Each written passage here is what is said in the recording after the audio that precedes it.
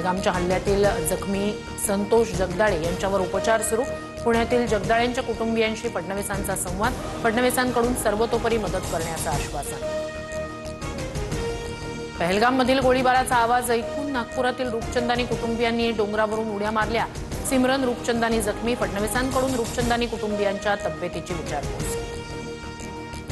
केंद्र सरकारनं हल्लेखोरांचा असा बंदोबस्त करावा की त्यांच्या पुढील 10 पिढ्यांचा थरकाप उडायला हवा। राज ठाकरेंकडून संताप व्यक्त। काश्मीरमधील दहशतवादी हल्ला अत्यंत अस्वस्थ करणारा। दहशतवादाविरोधात अमेरिका भारतासोबत। भारतातील लोकांना आमचा पूर्ण पाठिंबा। अमेरिकेचे राष्ट्राध्यक्ष ट्रम्प यांचं ट्विट। गुणरत्न सदावर्ते यांच्या घरासमोर मनसेकडून बॅनरबाजी। डंक्याच्या पोपटाला मनसे भीक घालत नाही, मनसेनं सदावर्तेंना डिवचलं।